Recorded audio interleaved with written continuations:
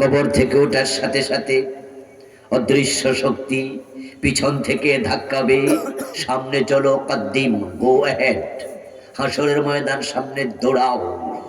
হুফাতান উরাতান গুরলা, গায়ে কাপড় নাই, পায়ে জুতা নাই, মাথায় টুপি নাই, খতনাবিহীন, একবারে মায়ের পেটের শিশু যেমন দুনিয়া এসেছিল, একবারে ল্যাংটা উলঙ্গ সবাই হাঁটবে।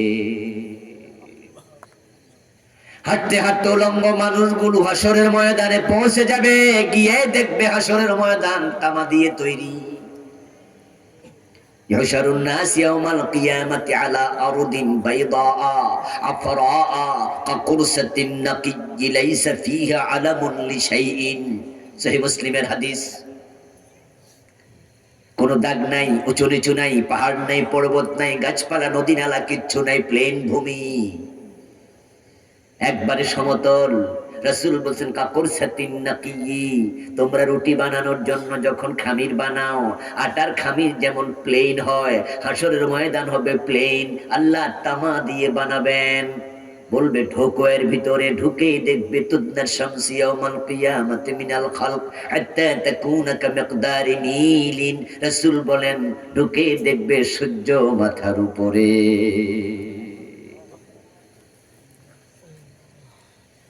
সুরমাদানের শলাকা যতটুকু উঁচু, সূর্য ঠিক ততটুকু উপরে, হাত দিলে লাগবে, এত উপরে, এত কাছে। পায়ের নিচে জুতা নাই, মাটিটা তামা দিয়ে তৈরি, খালি পায়ে আছেন, খালি গায়ে আছেন, সূর্য মাথার উপরে। আল্লাহ সূর্যের আলো অন করে দেবেন, সুইচে টিপ দেবেন, সাথে সাথে সূর্য তার তাপ বিকিরণ করবে, গা থেকে এমন ঘাম বের হবে, ঘামের কারণে কারো কারো টাকনু গিরা ডুবে যাবে, কারো হাঁটু, কারো মাজা, কারো মাথা পার হবে ঘামে। সূর্যের তাপে ঘাম উতরাবে গরম পানির মতো। এভাবে চলবে 50,000 বছর।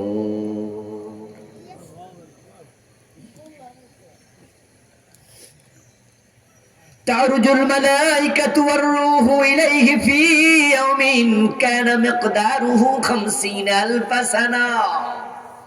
কোরআনের আয়াত 50,000 বছর।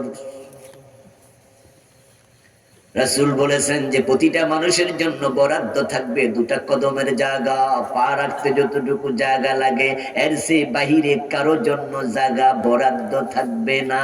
এই 50,000 বছর দু পায়ে দাঁড়িয়ে থাকতে হবে। আল্লাহর প্রশ্নের জবাব দেওয়ার আগে কদম নাড়তে দেয়া হবে না।